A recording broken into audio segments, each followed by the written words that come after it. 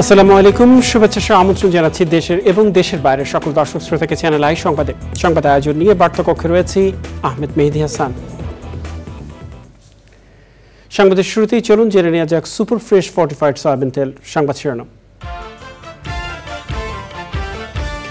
বর্বরতার বিরুদ্ধে ঐক্যবদ্ধ হওয়ার আহ্বান জানিয়ে আহতদের জন্য সবকিছু করতে প্রধানমন্ত্রীর ঘোষণা।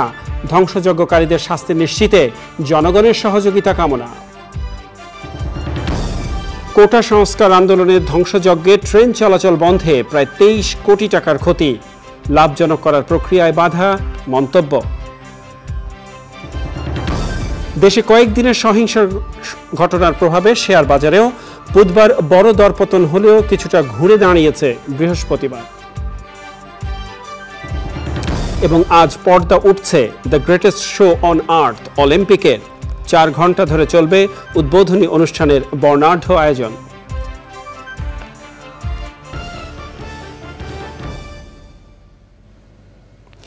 এছাড়াও নিটল টাটা বিশেষ সংবাদে যা থাকছে।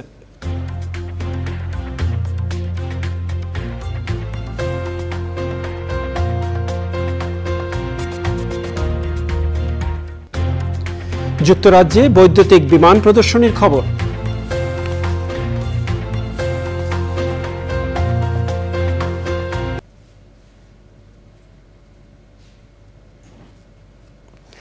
সংবাদ শিরোনামগুলো জানাচ্ছিলাম। প্রিয় দর্শক, এখনকার সংবাদ আয়োজনে একই সঙ্গে চ্যানেল আইয়ের ইউটিউব চ্যানেলে এবং চ্যানেল আইয়ের ওটিটি প্ল্যাটফর্ম আই স্ক্রিনে লাইভ স্ট্রিমিং হচ্ছে। যাওয়া যাক বিস্তারিত সংবাদে। বর্বরতার বিরুদ্ধে সবাইকে ঐক্যবদ্ধ হওয়ার আহ্বান জানিয়ে প্রধানমন্ত্রী শেখ হাসিনা প্রশ্ন রাখেন, এখনও কোটা সংস্কারের আন্দোলন চালিয়ে যাওয়া কি জঙ্গিবাদকে উস্কে দেওয়ার জন্য? ঢাকা মেডিকেল কলেজ হাসপাতালে কোটা আন্দোলনের সময় সহিংসতায় আহত রোগীদের দেখতে এসে প্রধানমন্ত্রী বলেন, জামায়াত বিএনপির মধ্যে কোনো মনুষ্যত্ব নেই, দেশের প্রতি দায়িত্ববোধ নেই। নীলাদ্রি শেখরের রিপোর্ট। আর এতগুলো মানুষ, আমি তো আমার সব হারাইছি, বাবা আমার ভাই সব হারাইছি। আমি তো জানি মানুষের হারানোর বেদনা কি, আমার থেকে আর কেউ বেশি চায় না। প্রধানমন্ত্রী শেখ হাসিনার এমন অভিব্যক্তির কারণটা জানতে হলে ফিরে যেতে হবে কিছুক্ষণ আগে।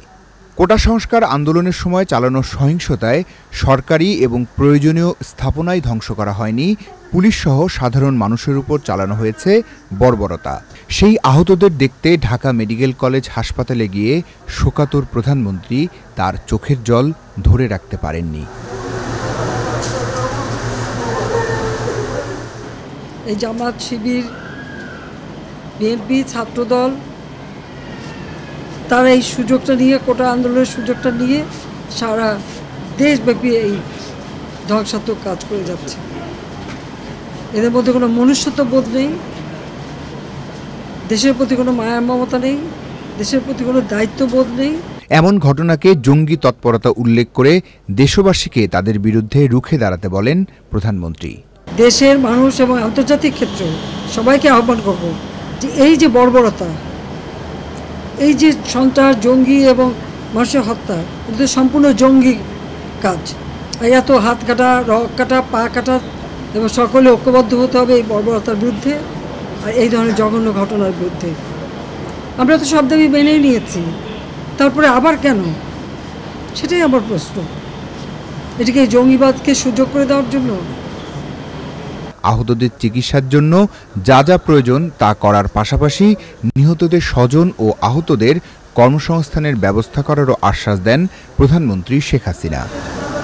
Niladri Shekhar, channel I, Dhaka. অপপ্রচার চালিয়ে কেউ যাতে বিভ্রান্ত করতে না পারে সেজন্য সবাইকে সতর্ক থাকার আহ্বান জানিয়ে প্রধানমন্ত্রী শেখ হাসিনা যারা ধ্বংসযজ্ঞ চালিয়েছে তাদের শাস্তি নিশ্চিত করতে সবার সহযোগিতা চান। কোটা সংস্কার আন্দোলনের সময় সন্ত্রাসীদের সহিংসতায় ক্ষতিগ্রস্ত বাংলাদেশ টেলিভিশন ভবন পরিদর্শনে গিয়ে প্রধানমন্ত্রী বলেন, মুক্তিযোদ্ধা রাজাকার নিয়ে তার বক্তব্যকে বিকৃত করে অপপ্রচার চালানো হয়েছে। রয়েছে নীলাদ্রি শেখরের আরও একটি রিপোর্ট। কোটা সংস্কার আন্দোলনের আড়ালে সারা দেশে যে ধ্বংসযজ্ঞ চালানো হয়েছে তার থেকে বাদ পড়েনি রাষ্ট্রীয় টেলিভিশন বিটিভি। হামলাকারীরা 18 জুলাই টেলিভিশন ভবনে ঢুকে একে একে গাড়ি, ক্যামেরা ভাঙচুর করে আগুন ধরিয়ে দেয়। শুক্রবার সকালে ক্ষতিগ্রস্ত বাংলাদেশ টেলিভিশন ভবন পরিদর্শন করেন প্রধানমন্ত্রী শেখ হাসিনা।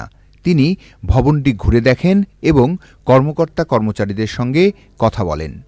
বিএনপি জামাত সারা দেশ থেকে কর্মী এনে ঢাকায় আক্রমণ করেছে উল্লেখ করে প্রধানমন্ত্রী বলেন, এই সহিংসতায় ব্যবহার করা হয়েছে গান পাউডার। বিভ্রান্ত ছয় কাউকে যেন কোনো রকম মিথ্যা অপপ্রচার চালিয়ে কাউকে যেন বিভ্রান্ত করতে না পারি। আসল সত্যটা জানুন, যারা এসবের সাথে জড়িত সারা বাংলাদেশের আনাচে গানাচে যে যেখানে আছে তাদের খুঁজে বের করুন, এবং তাদের শাস্তির ব্যবস্থা করার জন্য সহযোগিতা করুন। আমি দেশবাসীর কাছে সেই আহ্বান জানাই। শুধু দেশে নয়, বিদেশে বাংলাদেশের যে জনশক্তি রয়েছে তাদের মধ্যেও ভুল তথ্য ছড়ানো হচ্ছে বলে জানান সরকার প্রধান। তার মিছিল করতে যে শুধু নিজেদের চাকরি বাকরি রুজি রোজগারের পথ যে হারালো তা না, আজকে যে বাঙালির ওখানে কাজ করে খায় তাদের মুখটা কোথায় থাকে, তাদের কি অবস্থা হয়, আর ভবিষ্যতে ওই দেশে আর নেবে কিনা। হ্যাঁ, আমার সাথে সকলে একটা ভালো বন্ধুত্বপূর্ণ সম্পর্ক আছে বলেই তাদের কাছে আমি সাথে সাথে মেসেজ পাঠিয়েছি এবং দুঃখ প্রকাশ করেছি। তাতে অন্তত আমাদের এখন যে 20-22 লাখ মানুষ ওখানে কাজ করে তারা যেন নিরাপদ থাকে। অনেক জায়গায় টেলিফোন করে বলছে ওখানে আন্দোলন করো, এমন দেশে আমাদের সেখানে ফোন করে আমাকে জানাচ্ছে, মেসেজ দিচ্ছে। তাহলে যেটা করা মানে কি আমাদের দেশের ভাবমূর্তি শুধু নষ্ট না, যারা কোনো কাজ করে খাচ্ছে তাদের রুজি রোজগারও তো নষ্ট হয়ে যাবে। প্রধানমন্ত্রী বলেন, মুক্তিযোদ্ধা রাজাকার এ নিয়ে তার বক্তব্য বিকৃত করে অপপ্রচার চালানো হয়েছে। আমার কথাটাকে বিকৃত করা হয়েছিল। সেই সূত্রে আমি বলেছিলাম, মুক্তিযোদ্ধা পরিবারের সন্তান সন্ততিরা কি মেধাবী না? তাহলে মেধাবী কি শুধু ওই রাজাকারের ছেলে মেয়ে? তাদের স্লোগানটা কি? তুমি কে আমি কে, রাজাকার রাজাকার। তার মানে তারা নিজেদেরকে রাজাকার হিসেবে পরিচয় দিল। আমি তো তাদের রাজাকার বলিনি। এবং এটারই প্রতিবাদ প্রত্যেক শ্রেণী পেশার মানুষ কিন্তু করেছিল। তখন তারা তাদের স্লোগান পরিবর্তন করলো। কি স্লোগান? চেয়েছিলাম অধিকার, হয়ে গেছি রাজাকার। আরে রাজাকার তো আমি তোমাদের করি নাই, তোমরা নিজেরা স্লোগান দিয়ে তোমাদেরকে রাজাকার করেছো। মানুষের প্রয়োজনে গড়ে তোলা স্থাপনাগুলোতে হামলা চালানো কেমন মানসিকতা, সে প্রশ্ন রাখেন প্রধানমন্ত্রী শেখ হাসিনা। Niladri Shekhar, channel I, Dhaka. শীঘ্রই খুলছে না ঢাকা বিশ্ববিদ্যালয়। উপাচার্য বলেছেন, প্রশাসনের সব শক্তি প্রয়োগ করেও পরিস্থিতি নিয়ন্ত্রণে আনা সম্ভব হয়নি। সাধারণ শিক্ষার্থীদের প্রাণ বাঁচাতে প্রশাসনের অনুমতি না থাকা সত্ত্বেও পুলিশ গুলি চালাতে বাধ্য হয় বলে জানান উপাচার্য। মোস্তফা মল্লিকের রিপোর্ট। কোটা সংস্কার আন্দোলনকে কেন্দ্র করে সহিংসতার চিহ্ন ঢাকা বিশ্ববিদ্যালয়ের আনাচে কানাচে। হলগুলোর মধ্যে সবচেয়ে বেশি ক্ষতিগ্রস্ত হয়েছে মাস্টারদা সূর্য সেন ও স্যার এএফ রহমান হল। ক্ষয়ক্ষতির পরিমাণ নিরূপণ করতে একটি কমিটি গঠন করা হয়েছিল। কমিটি বলছে, বিশ্ববিদ্যালয়ের বিভিন্ন হলের 300টি রুম পুরোপুরি ক্ষতিগ্রস্ত হয়েছে। শুক্রবার সকালে উপাচার্য সহ শিক্ষকদের একটি দল পরিদর্শন করে রোকেয়া হল। এরপর স্যার এএফ রহমান হল ঘুরে দেখেন তারা। উপাচার্য বলছেন, এই পরিস্থিতিতে বিশ্ববিদ্যালয় খুলে দেয়া সম্ভব নয়। আমরা রুমগুলো যখন আমরা রিপেয়ার করতে পারবো, বিশ্ববিদ্যালয় যখন প্রস্তুত হবে, তখন আমরা বিশ্ববিদ্যালয় খোলার বিষয়ে আমরা সিদ্ধান্ত গ্রহণ করব। উপাচার্য বলেন, বিশ্ববিদ্যালয় এলাকায় সাউন্ড গ্রেনেড নিক্ষেপ, গুলিসহ যা হয়েছে তার কোনোটিতেই বিশ্ববিদ্যালয় প্রশাসনের অনুমতি ছিল না। শহীদুল্লাহ হল, ফজলুল হল এবং 21 হল, এগুলো কোটা সংস্কার আন্দোলনকারী যারা ছিল তাদের নিয়ন্ত্রণে চলে গেছে। পুলিশ 6 ঘন্টা অপেক্ষা করেছে, পুলিশকে আমরা অনুমতি দিই নাই। সেই মুহূর্তে শিক্ষার্থীদের নিরাপত্তা, সেটি ছিল আমাদের কাছে গুরুত্বপূর্ণ। এবং যা আমরা প্রশাসন থেকে আমরা আলাপ আলোচনা করেই শিক্ষার্থীদের নিরাপত্তাকে প্রায়োরিটি দিয়েই আমরা আমাদের বিশ্ববিদ্যালয়ে পদক্ষেপগুলো নিয়েছি। হল প্রফেসর বলেছেন, আরও বড় ধরনের সহিংসতা এড়াতে সবকিছু করেছেন তারা। রক্তপাত এড়ানো, জীবন বাঁচানো, এবং জীবনটা কিন্তু আমার জীবন না, জীবনটা হচ্ছে আমার বাচ্চাদের জীবন, আমার ছেলেমেয়েদের জীবন। আমি প্রবোস থাকতে আমার বাচ্চাদের জীবন নিয়ে তো আমি হুমকির মুখে পড়তে পারি না। তখন আমি বললাম যে ঠিক আছে, স্যারকে ফোন করলাম। স্যার বললো ঠিক আছে, ওরা যা বলে আপনি মেনে নেন। একটা পক্ষ কথা বলছে আর একটা পক্ষ ভেতরে ঢুকে ওরা চেষ্টা করেছে যে কারা কারা হলে আছেন। তো তাদের হয়তো ছাত্রলীগ নেতারা, আমি বলবো না, কারোর প্রতি আক্রোশ থাকতে পারে, সেই রুমগুলো ওরা খোঁজার চেষ্টা করেছে এবং সেগুলো সব ভাঙচুর করছে। বিশ্ববিদ্যালয় প্রশাসন বলছে বিশ্ববিদ্যালয় খোলার পর শুধুমাত্র বৈধ শিক্ষার্থীরাই হলে থাকার সুযোগ পাবেন। Mostafa Mallick, channel I, Dhaka. কোটা সংস্কার আন্দোলনে দেশবিরোধী জঙ্গিরা ঢুকে পড়েছে কিনা তার খোঁজ নিতে বৈষম্য বিরোধী ছাত্র আন্দোলনের নেতাদের প্রতি আহ্বান জানিয়েছেন পররাষ্ট্রমন্ত্রী ডক্টর হাসান মাহমুদ। জাতীয় প্রেস ক্লাবের আলোচনায় তিনি বলেন, তারেক রহমানের নির্দেশেই বিএনপি জামাত রাষ্ট্রের উপর হামলা করেছে। বিএনপি নেতা আমির খসরু মাহমুদ চৌধুরীর অডিও ফাঁস হয়েছে বলেও জানান তিনি। মন্ত্রী বলেন, শিক্ষার্থীদের আন্দোলন যেন বিএনপি জামাতকে সুযোগ করে না দেয় সেদিকে তাদের সতর্ক থাকতে হবে।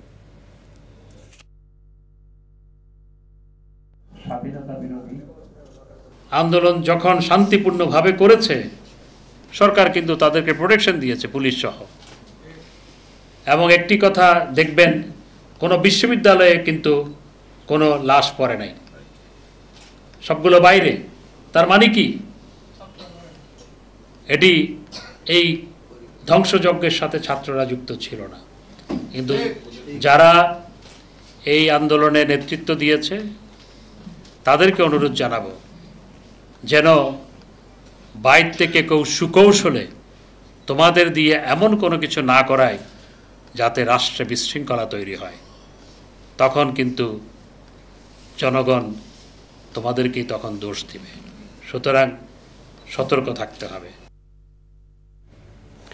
কোটা আন্দোলন চলার সময় রাজধানীতে যাত্রাবাড়ির রায়েরবাগ এবং শনির আখড়ার 2 পুলিশ কর্মকর্তাকে নৃশংসভাবে হত্যার ঘটনায় জড়িত সন্দেহে ডেমরা থানা ছাত্রদলের আহ্বায়ক মাসুদ রানা সহ 6 জনকে গ্রেফতার করেছে ডিবি পুলিশ। গ্রেফতার অন্যরা হলেন দানিয়ার ছাত্রদল নেতা মোহাম্মদ ইরফান, রবিউল ইসলাম, সৌরভ মিয়া ও জামাত নেতা আবু বকর। দুপুরে ব্রিফিংয়ে ডিএমপি ডিবির এডিশনাল কমিশনার জানান, হত্যাকাণ্ডে 2টি ছিল পরিকল্পিত। এসব ঘটনায় বিজেপি প্রধান আন্দালি পার্থর সংশ্লিষ্টতা কতটুকু তা তদন্ত করা হচ্ছে বলেও জানান ডিবি প্রধান।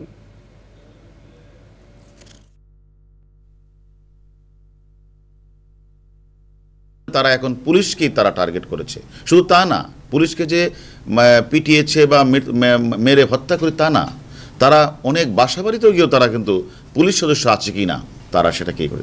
আমরাও এখন ওই জামাত শিবির চক্র, বিএনপির চক্র কোন বাসাবাড়িতে আছে, কারা হত্যাকাণ্ডে অংশ, তাদেরকেও আমরা খুঁজছি এখন, তারা কোন বাড়িতে আছে। যে বাড়িতে থাকবে সেখান থেকে তাদের ধরে নিয়ে আসবো আমরা। কোটা সংস্কার আন্দোলনের কারণে ধ্বংসযজ্ঞ এবং ট্রেন চলাচল বন্ধ থাকা এরই মধ্যে প্রায় 23 কোটি টাকার ক্ষতি হয়েছে রেলওয়ের।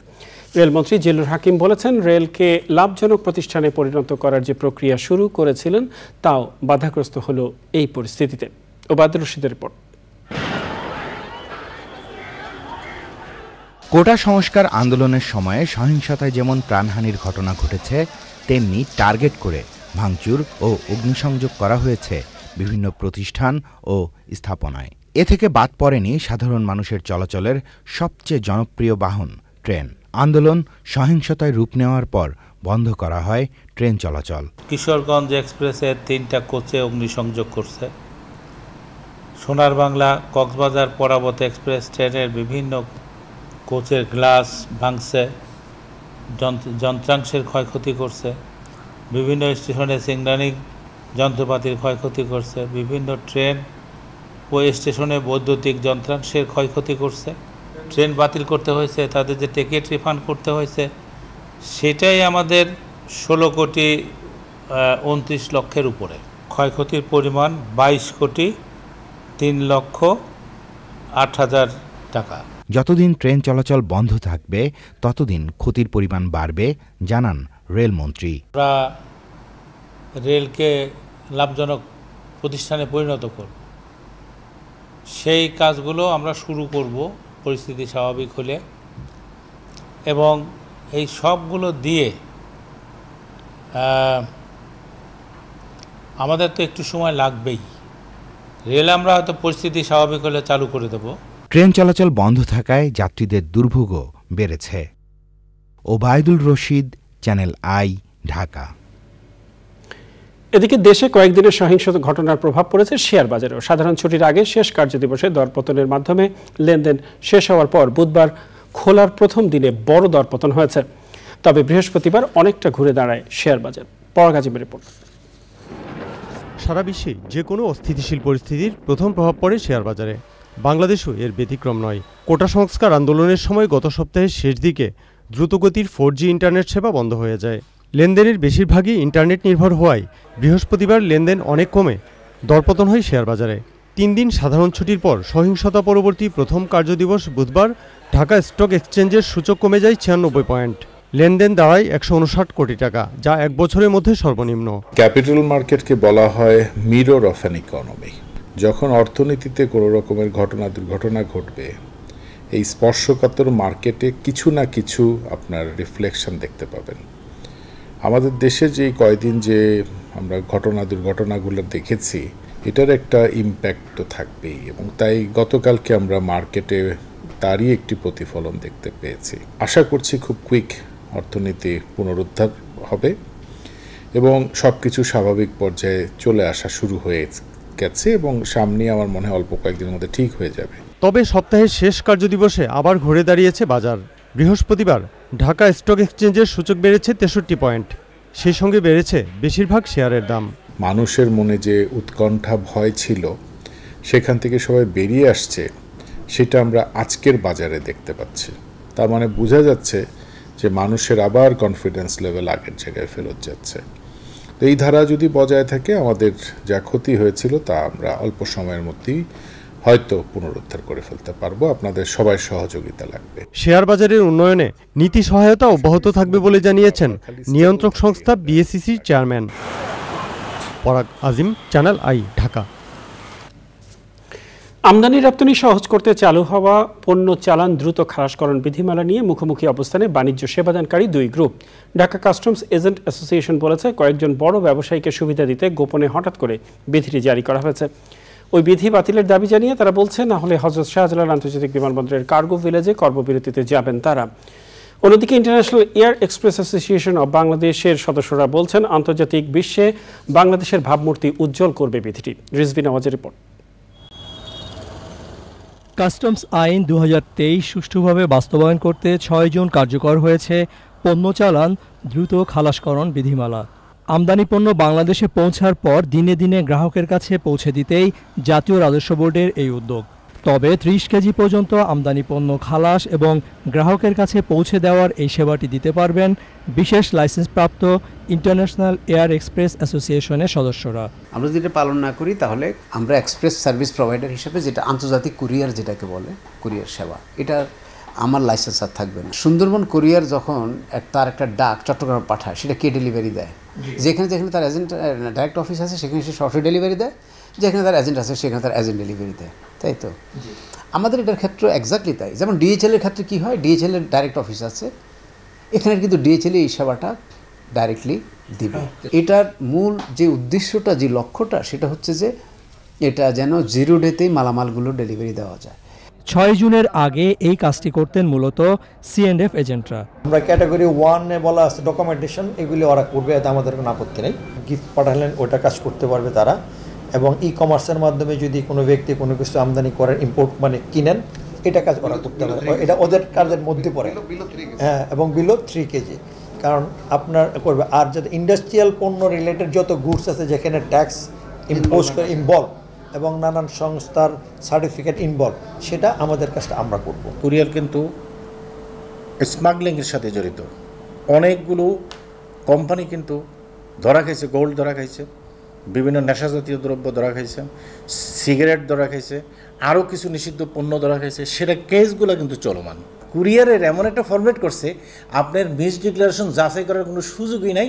তারা মাল আনবে, মাল ক্লিয়ার করবে। আমার পেটে লাথি মেরে আপনি কিভাবে ওইখানে দ্রুত চিন্তা করতে পারবেন? আপনি নিজেও বোঝেন যে যেখানে আমার 20 জন লোক 20টা ডকুমেন্টস করবে আর একজন লোক 20টা ডকুমেন্টস করবে, সেখানে কে দ্রুত করতে পারবো সেটা একটু আপনি নিজে চিন্তা ভাবনা করে দেখেন। শাহজালাল আন্তর্জাতিক বিমানবন্দর দিয়ে প্রতিদিন 700 টন পণ্য রপ্তানি হয়, আমদানি পণ্য আসে আরও 900 টন। Rizvi Nawaz, Channel I, Dhaka. জমকালো আয়োজনে প্যারিসে পর্দা উঠছে the greatest show on earth, Paris অলিম্পিকের। প্রথমবারের মতো অলিম্পিক স্টেডিয়ামের বাইরে হবে মূল আয়োজন। সিন নদীর তীরে বিশাল আয়োজন ঘিরে নিরাপত্তা ব্যবস্থা সহ নেওয়া হয়েছে নানা উদ্যোগ। বাংলাদেশ সময় রাত 11:30টায় শুরু হবে উদ্বোধনী অনুষ্ঠান, জানাচ্ছেন আদিল আহমেদ শান। শেষ হচ্ছে অপেক্ষার পালা। বিশ্বের সবচেয়ে বড় এবং মর্যাদাপূর্ণ ক্রীড়া আসর অলিম্পিক গেমস 2024-এর পর্দা উঠছে। ফ্রান্সের মাটিতে ক্রীড়াযজ্ঞের উদ্বোধনকে ঘিরে রয়েছে নানা বৈচিত্র্য। প্রথমবারের মতো মূল অ্যাথলেটিক স্টেডিয়ামের বদলে উদ্বোধনী প্যারেড হবে দেশটির সিন নদীর তীরে 6 কিলোমিটার এলাকা জুড়ে। ঐতিহাসিক আইফেল টাওয়ারের পূর্ব কোণের অস্টারলিটস সেতু থেকে নৌকা ও বার্জে করে প্যারেডে অংশ নেবেন অ্যাথলেটরা। 206টি দেশের 10,000-এর বেশি অ্যাথলেট অংশ নিচ্ছেন এবারের অলিম্পিকে। 32টি গেমসের 329টি ইভেন্টে অংশ নেবেন তারা। 100টি বোটে করে নির্ধারিত সেতু এবং দর্শনীয় স্থান ঘুরে শেষ হবে প্যারেড। নির্ধারিত স্ট্যান্ডে বসে 4 ঘন্টার মনোমুগ্ধকর আয়োজন উপভোগ করবেন প্রায় 5 লক্ষ দর্শক। ঐতিহাসিক নটরডেম ক্যাথেড্রালের পাশ ঘেঁষে মনোজ্ঞ সাংস্কৃতিক অনুষ্ঠান পরিবেশন করবেন আন্তর্জাতিক খ্যাতিসম্পন্ন প্রায় 3000 শিল্পী। অপ্রীতিকর ঘটনা এড়াতে আইন শৃঙ্খলা বাহিনীকে সহায়তা করবেন রেকর্ড সংখ্যক স্থানীয় ভলান্টিয়ার, স্পেশাল ফোর্স এবং সেনা সদস্যরা। খ্রিস্টপূর্ব 776 অব্দে অলিম্পিক শুরু হলেও আধুনিক অলিম্পিকের যাত্রা শুরু 1869 সালে। তাই ঐতিহ্য মেনে প্রথমে বার্জে থাকা অলিম্পিকের জন্মভূমি গ্রিসের পতাকাবাহী অ্যাথলেটদের পরিচয় করিয়ে দেওয়া হবে। এরপর শরণার্থী শিবিরের অ্যাথলেট এবং সবশেষ হোস্ট ফ্রান্সের অ্যাথলেটদের পরিচয় করিয়ে প্যারেডের সমাপ্তি হবে। আদিল আহমেদ শান, স্পোর্টস ডেস্ক, চ্যানেল আই। প্রিয় দর্শক, সময় হলো কিছুক্ষণের বিরতি নেবার, আর বিরতির পরে আরো জানিয়ে ফিরছি। ফ্রান্সের সামার অলিম্পিক গেমসের আনুষ্ঠানিক উদ্বোধনের আগে দ্রুত গতির রেল নেটওয়ার্কে অগ্নিসংযোগ ও হামলা, নিরাপত্তার চাদরে ঢাকা প্যারিস।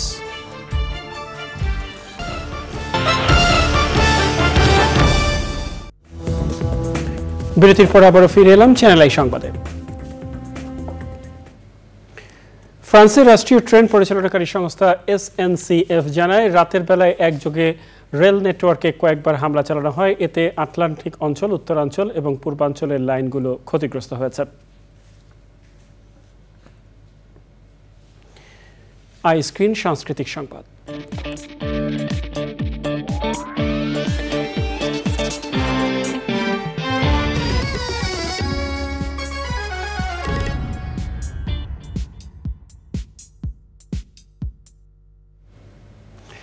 ব্যক্তিত্বের দ্বন্দ্ব, লোভ, শঠতা, অনিশ্চয়তা, ষড়যন্ত্র আর হতাশার গল্প নিয়ে মঞ্চনাটক মূল্য অমূল্য, যেটি এখন প্রদর্শিত হচ্ছে বিনোদনের স্মার্ট দুনিয়া OTT প্ল্যাটফর্ম আই স্ক্রিনে। নাটকটি পরিবেশন করেছেন অনুস্বর নাট্যদল, পরিচালনা করেছেন মোহাম্মদ বাড়ি। আই স্ক্রিন সাবস্ক্রাইব করে নাটকটি দেখতে পারবেন দর্শকরা।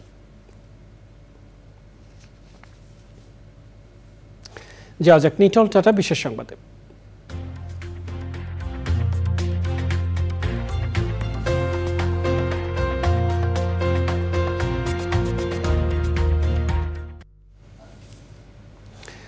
শহরের যানজট আর ভোগান্তি থেকে রেহাই পেতে এবার তৈরি করা হয়েছে বৈদ্যুতিক বিমান, যে বিমানে চড়ে অল্প সময় নিজ গন্তব্যে উড়ে যেতে পারবেন যাত্রীরা। এমনই এক বৈদ্যুতিক বিমানের প্রদর্শনী হয়েছে যুক্তরাজ্যের ফার্নবোরো আন্তর্জাতিক এয়ার শোতে।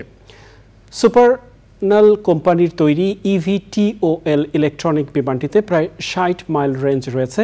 এটি ঘন্টায় প্রায় 120 মাইল উঠতে পারে। এ পর্যায়ে কৃষি সংবাদ।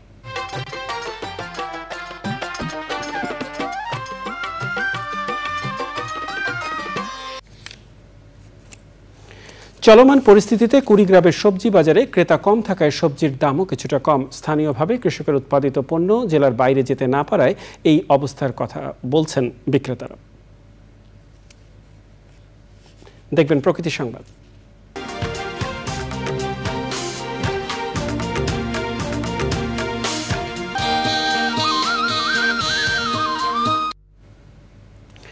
মোগল আমলে নোয়াখালীর সোনাইমুড়িতে নির্মিত হয় বজরাশাহী মসজিদ। বিভিন্ন রঙের পাথর, চীনামাটির তৈরি তৈজসপত্রের খণ্ডিত অংশের ব্যবহার মসজিদটিকে করেছে সৌন্দর্যমণ্ডিত। মসজিদটি দেখতে প্রতিদিনই দূর দূরান্ত থেকে আসছেন অনেক মানুষ। সময় হলো আবারও কিছুক্ষণের বিরতি নেবার। প্রিয় দর্শক, সংবাদের শেষ প্রান্তে আমরা চলুন আরও একবার জেনে নেওয়া যাক যা ছিল এখনকার সুপার ফ্রেশ ফর্টিফাইড সয়াবিন তেল সংবাদ শিরোনামে। বর্বরতার বিরুদ্ধে ঐক্যবদ্ধ হওয়ার আহ্বান জানিয়ে আহতদের জন্য সবকিছু করতে প্রধানমন্ত্রীর ঘোষণা। ধ্বংসযজ্ঞকারীদের শাস্তি নিশ্চিতে জনগণের সহযোগিতা কামনা। কোটা সংস্কার আন্দোলনে ধ্বংসযজ্ঞে ট্রেন চলাচল বন্ধে প্রায় 23 কোটি টাকার ক্ষতি, লাভজনক করার প্রক্রিয়ায় বাধা মন্তব্য। দেশে কয়েকদিনের সহিংসত ঘটনার প্রভাব শেয়ার বাজারেও। বুধবার বড় দরপতন হলেও কিছুটা ঘুরে দাঁড়িয়েছে বৃহস্পতিবার। এবং আজ পর্দা উঠছে দ্য গ্রেটেস্ট শো অন আর্থ অলিম্পিকের। 4 ঘন্টা ধরে চলবে উদ্বোধনী অনুষ্ঠানের বর্ণাঢ্য আয়োজন।